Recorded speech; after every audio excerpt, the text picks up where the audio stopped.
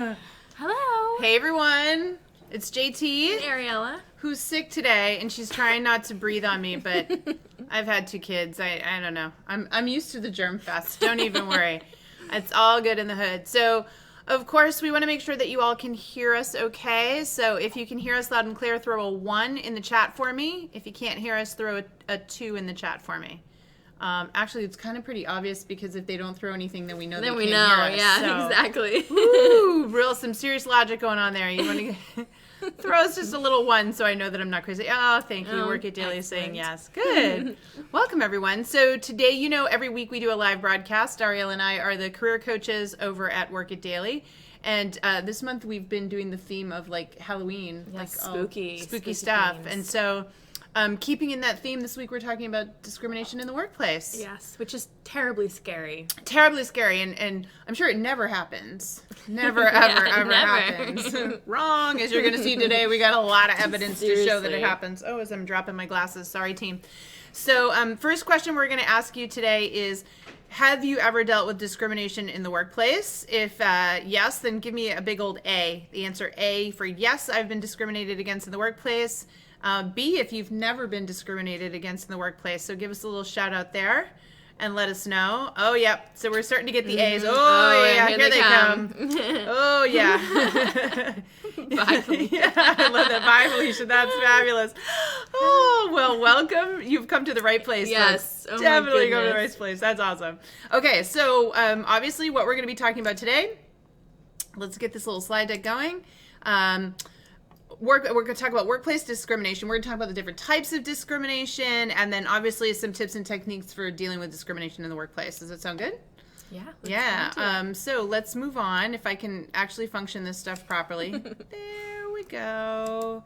And there it is. So the most common types of discrimination, we're going to show you some stats, but obviously they are retaliation, racial, sex, disability, and medical, and of course age. So these are the most common. This was kind of interesting to me because I'm obviously from an HR background. I'm very familiar with racial discrimination, gender discrimination, disabilities or medical discriminations, and age discrimination.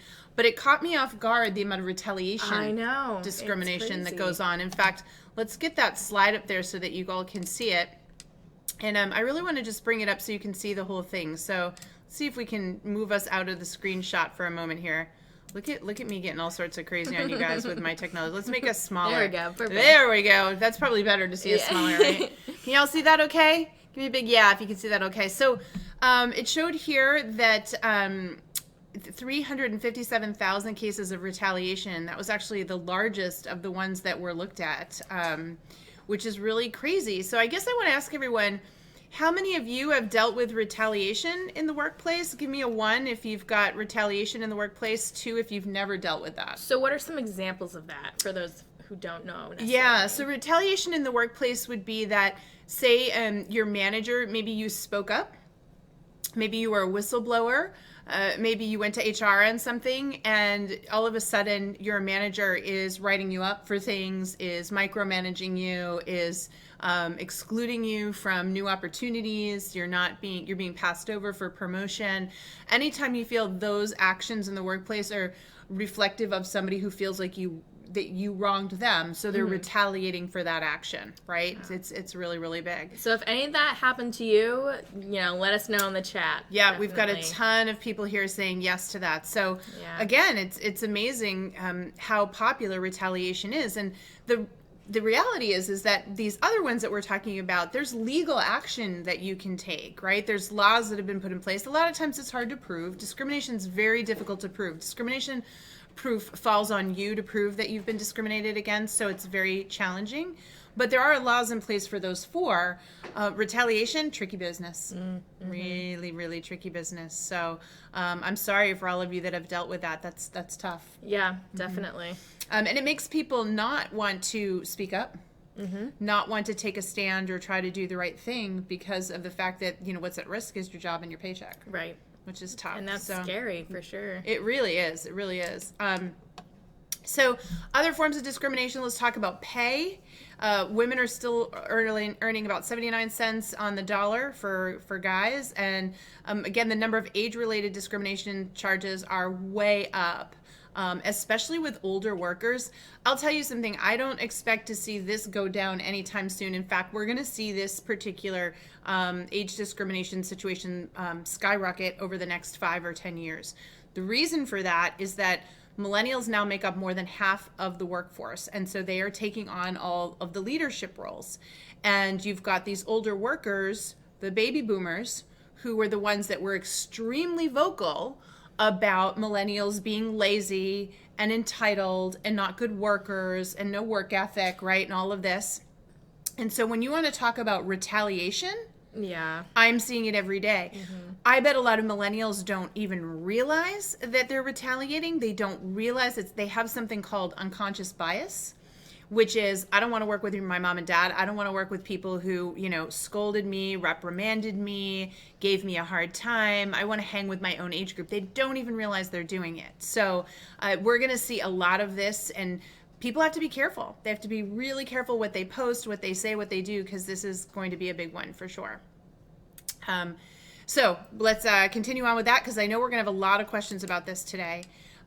So we want you to share with us your specific stories in the chat, and then we're going to answer your questions and talk about those scenarios today, if that works with everyone. So a couple things let's start with James. Actually, James is saying, can you talk about physical disabilities, individuals who are visually impaired?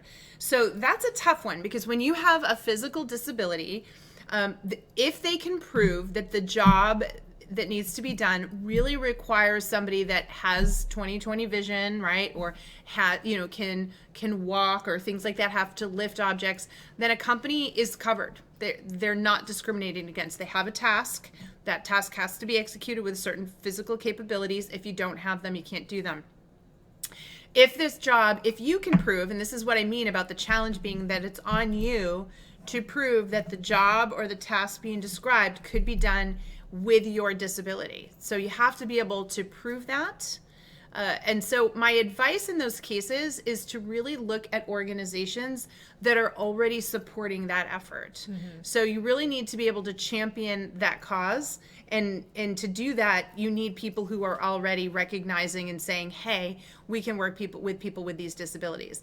The other thing I will tell you, that when it comes to people with disabilities, the most successful ones I've seen in all my years of coaching are the ones that embrace their disability fully. And by that, I mean they work with it. So instead of saying, oh, I have this disability, you really should hire me, you need to give me a chance, they're very charismatic.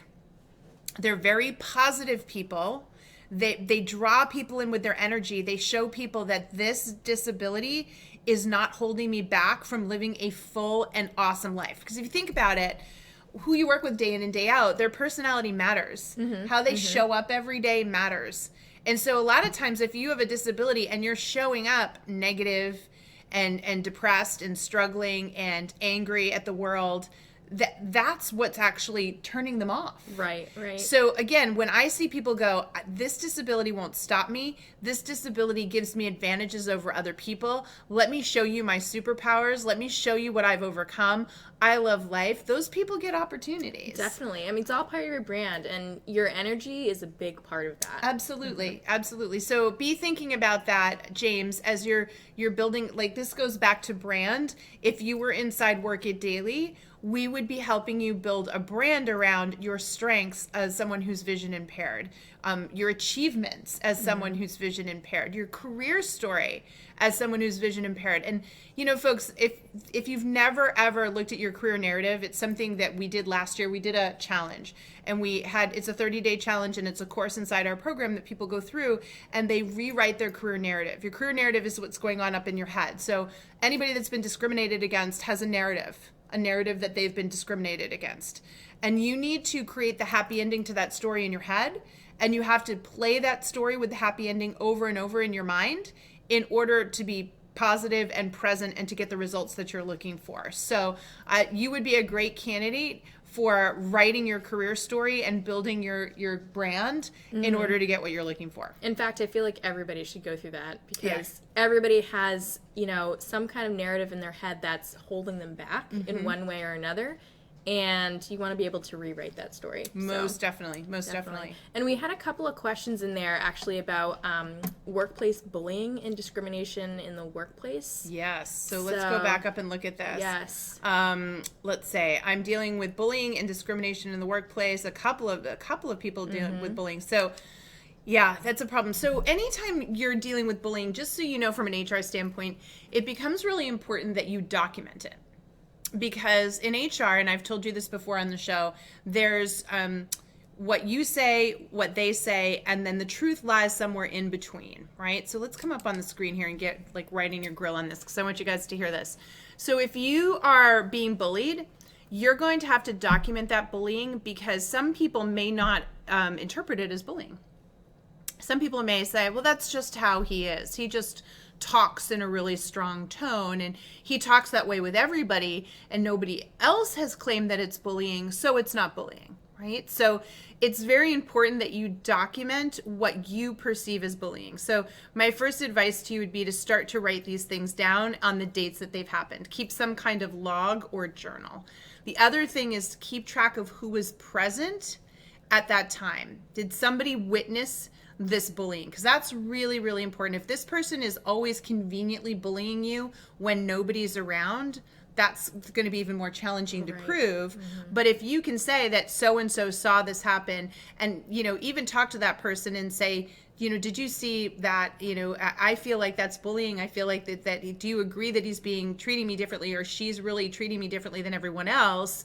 You're able to get some of that buy-in as well. So document, especially who was there, what was said, how it made you feel, right? And then at some point in time, that's going to be the opportunity to go to HR and say, I feel like I'm being bullied. I need some advice on how to deal with this person, right? Now, before you do that, there's something called setting boundaries. And if you haven't done that already, then it's also important you do that as well. So you document first, then you sit with the manager and you say, I feel like in these scenarios, you're bullying me. I feel I don't feel comfortable. It makes it difficult for me to work. I'd like to work with you. I'd like to set some ground rules or boundaries around how we can work together in order to be successful, right? So it's a conversation you're having. Like if you were bullying me, I would sit down and say, when you did this on this date, this is why I felt like it was bullying in this date and this date. What can we do differently together so that when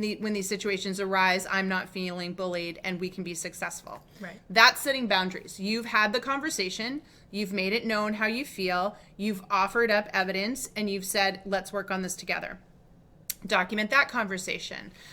Once you've done that, if this person continues the behavior in spite of the conversation, that's when you would go to HR and you would present it. And I would tell you at this point, folks, and this is the sad part about all of it, is you really should start looking for a new job at that point.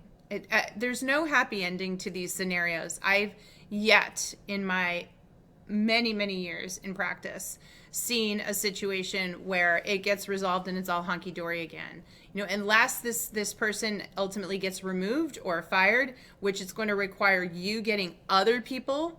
You're going to need a whole bunch of people saying that there's bad behavior going on against this one person because we have to build a case in HR against, to let someone go. If that's not going to happen and if you don't have the wherewithal to do it, then it's easier, candidly, truly easier on you emotionally and physically to go find another opportunity where you're not feeling that bullying. Does that make sense? Yeah, absolutely. That's you hard want to stuff control here. the situation for yourself. You really do. And it's a choice to work there. The truth is, it's a choice. You might say, I don't have a choice, JT. I need to pay my bills. Yes, I'm not saying quit on the spot, but I am saying you can choose to find another place to work where you're not being treated that way, right? Where you're not feeling it. It's really tough. Yeah. So... And then the follow-up is saying, what happens if you prove the bullying or you prove the discrimination and after that they act differently? So that does happen all the time because basically you've called somebody out and, proven they were wrong. So I don't know about you, but anytime I find out I'm wrong on the job, it makes me feel bad, right? And people are human and the person that made them feel bad or prove that they were wrong, you don't generally feel warm and fuzzy about that person as you process your emotions. My advice to you is this. If someone's treating you differently after that, take the high road. Treat them with kindness, treat them with respect, show them that you've moved on, that if they can learn and grow from the experience, so can you. And over time, it can all just, go back into place if you're willing to put up with it. It won't be immediate, but if you do be consistent in your positivity and your professionalism, and they realize, okay, this person's rising above, so can I, let's put it behind us, it can happen. Definitely. Yeah. Definitely. Yeah. Candace says, I imagine a lot of discrimination is based on municipal and federal legislation. It also can be hard to navigate the workplace dynamic as someone with a disability.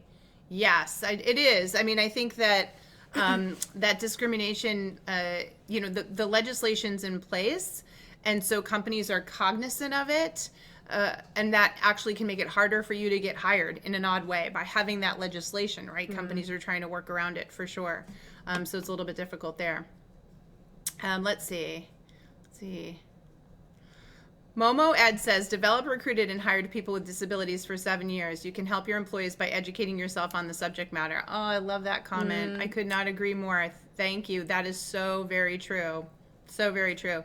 And, sometimes it just takes a little push. So if you see a company that you're really passionate about and you have a disability, I would encourage you to start to network at that company. So find people that work there, get introduced through your network, your referrals, make friends, and say, what would it take to be able to get hired there with a disability someday? I would love to work there. I would love to earn the opportunity to work there. What would I have to do? What skills would I have to bring in order to get that? If you just kind of present the idea, instead of chastising the company and saying, you guys don't hire people with disabilities, right? Then no, they're not going to hire you. Right. But if you say instead, you're on my bucket list. I love this company. They're amazing. I want to earn a position here. I do have a disability. What do you think it would take? How do we make that work? You're a business of one trying to sell your services to an employer. You want them to be your business partner. So treat them with the respect of a business partner. Give them the opportunity to learn and grow and recognize that there's an opportunity there for them to get a great worker, as opposed to, pointing out their weaknesses or saying that they're, doing something wrong. That will work against you for sure. Definitely. Plus, it gives you the opportunity when you network within the company to show them that positivity, that energy, that drive to do the job. So it can really show them why you'd be a great fit. Yeah. And James is saying, I have the education and the experience, but I need to get myself out there more, which is exactly what we were talking about. Creating a brand around you and your disability, that's key. And you don't have to have years of experience to do that. It's your passion, pick an industry that you care about. What's the problem you're passionate about solving? Why? Why does this fire you up every day and you want to be the best employee ever? This is really important, folks. People will say to us all the time, I don't have a brand. I don't have a specialty. Maybe I've job hopped a bunch. You create your brand based on what you care about and how you want to add value and serve the world. And when you do that, you're going to get people's attention for sure. Definitely. Excellent. Okay. So I'd love to hear from more people about retaliation discrimination, just given how big that was. I would love to hear what you've dealt with. That would be wonderful. I know that some of you have dealt with more traditional discrimination issues. Again, let's recap what we talked about while I'm waiting to hear about retaliation. Document everything, dates, what was said, especially if there were other people present. Step 2, set boundaries. Sit down with the person that's doing the discriminating, present the data, be very conversational, very partner-orientated. Hey, I'm interpreting it this way. This is how it makes me feel. I'd really like to change that dynamic. What can we do together? How can we get on the same page so I don't feel bullied or discriminated against, right? Document some more. Step 3, if it continues to happen, you're documenting more that, you set boundaries and they're not working. And then step 4 would be actually escalating it and taking it to somebody of a higher authority. Understanding that at that point, you're probably still going to want to look for a new job, because a lot of times these don't, always end that well. It's unfortunate, but true. Okay. What else do we have here? I had a situation where I was denied bathroom breaks from a previous manager. Oh my goodness, that's crazy. I've experienced a change in caseload assignments as a way of retaliating against my success. Yeah, so these are really great examples of somebody with management authority using it to make somebody's life miserable, for sure. And, in both of those cases, this is what I mean about documentation and proving that you're being singled out. That's the most important thing that you can do in a discrimination case is you have to prove that you're being singled out, that people that are just like you are not getting the same treatment, right? So in the first case, all I'd have to do is say, why does he get a bathroom break and she get a bathroom break and I don't? That's a clear-cut case right there that you could go through. And then caseload assignment, that's just a numbers game, right? So you could look at the number of caseloads, what the caseloads were like, and compare them against your other coworkers and be able to prove that you were in fact not being given, equitable assignments across that as well. So I don't know if that's how you pursued it, but that's definitely how I would have pursued it. Yeah, definitely. Awesome. Okay. It's crazy how many situations that you wouldn't even think would be discrimination are discrimination. Yeah, it happens a lot. And, it's because people are human and they're not trained in it, right? People come to work and everyone's different and they're just trying to get their job done and they're trying to protect themselves, keep their jobs. And so it becomes competitive. It's me against you and I want to keep my job. And so, I end up doing some not reputable things as a result. We don't all work on the same page. It's all about self-protect. When you're seeing a discrimination situation, somebody's feeling threatened. And that's important for everybody to understand.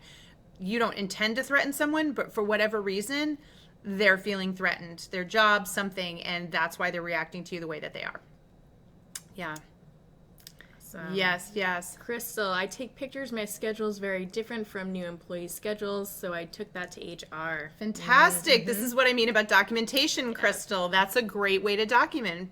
That's the visual proof, no getting around it, right? And that's really what, I can't stress it enough, what HR needs for them to be able to help you, right? You can't just say, he said this to me and I've got no proof. You've really got to be able to document that. Yeah, back it up. C. Harrigan says, the employer stated there was a performance action plan and backdated it for HR before requesting accommodations. Wow. So to clarify what that is, folks, so if a company puts you on a performance improvement plan, they're called PIPs.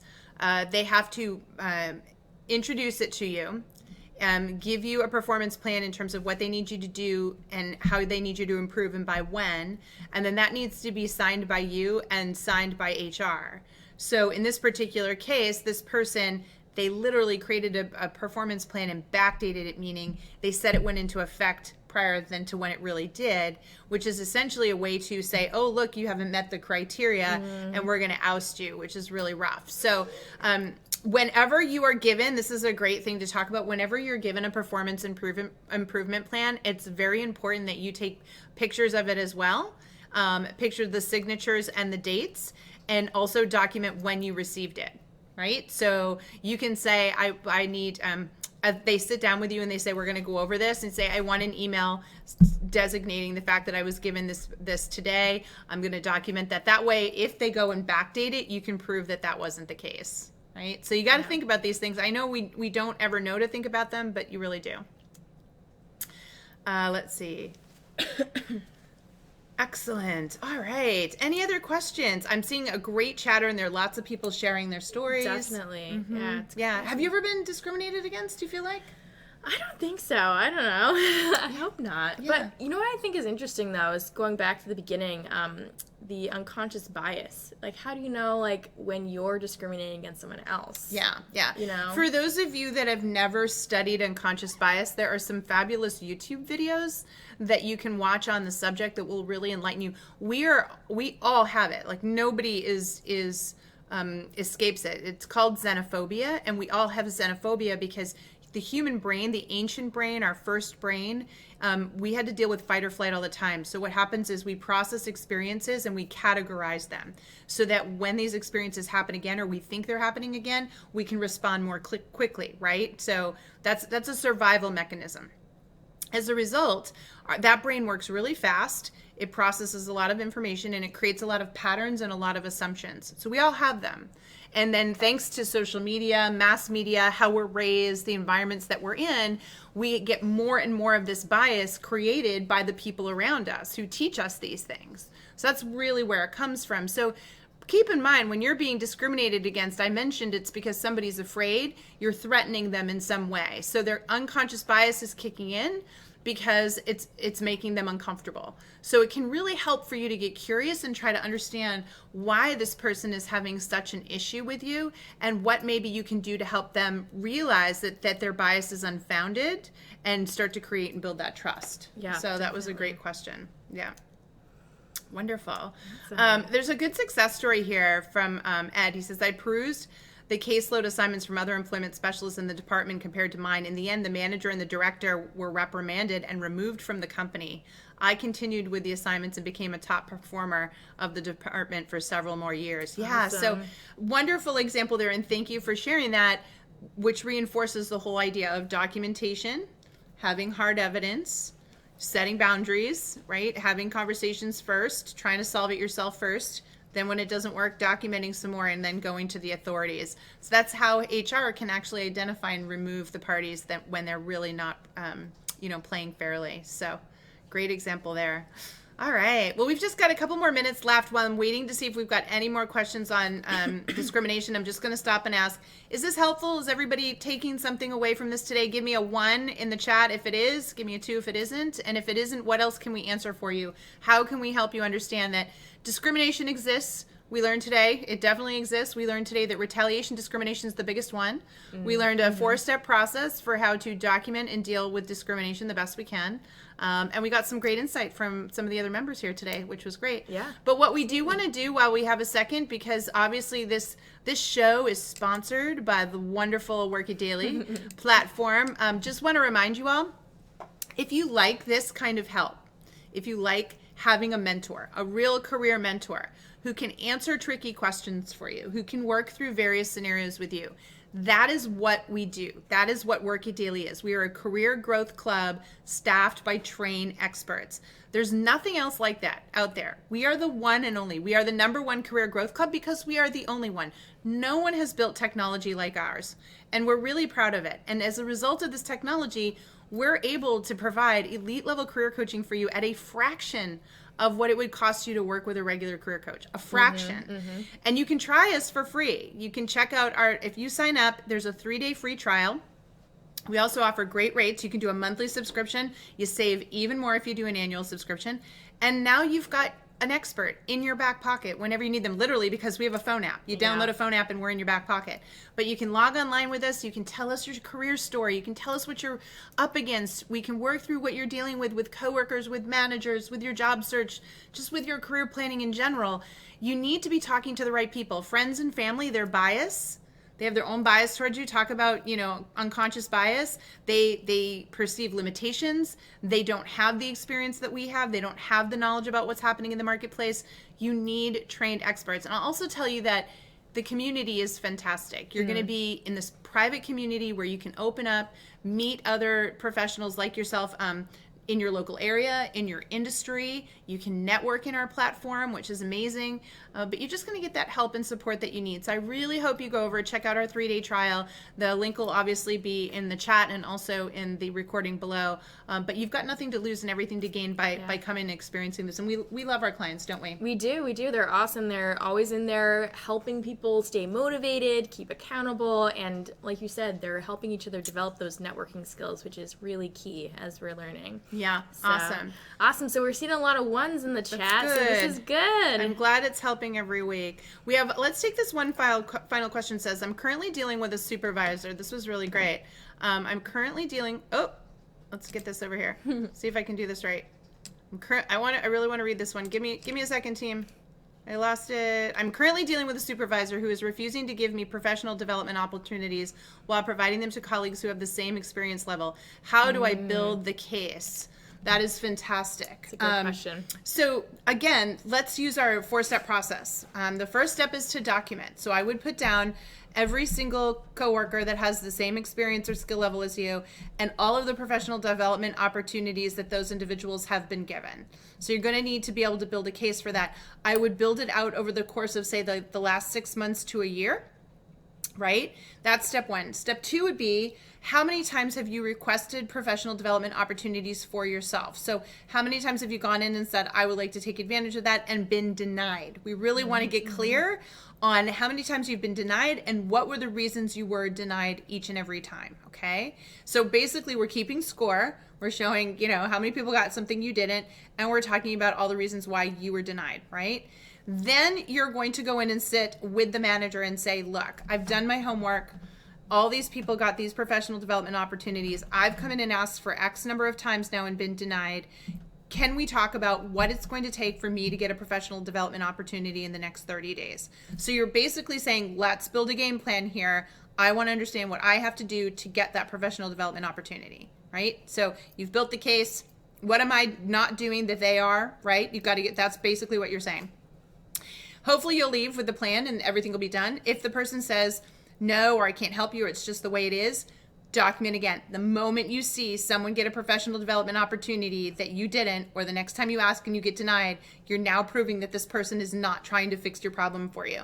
And that's when you're able to go to higher authorities and you'll actually have the data to prove it. Okay? Right, definitely. Yeah, so you've just got to take those steps. I know that it's a little bit of work, but you have to, otherwise HR cannot help you. Definitely. Wonderful.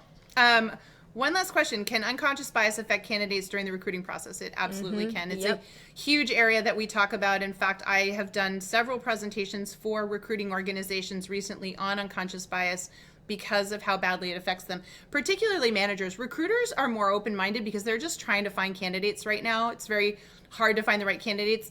Where they deal with the unconscious bias is in the manager. The manager's saying, I want this. We joke and call them purple squirrels. They're looking for a purple squirrel.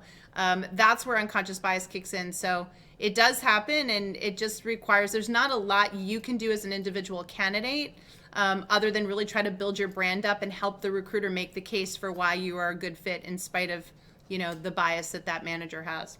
Yep, for sure. Absolutely.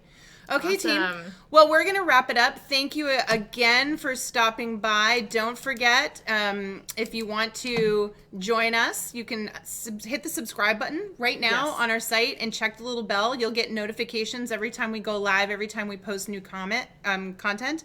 Questions, comments, feedback, ideas for future topics on the show.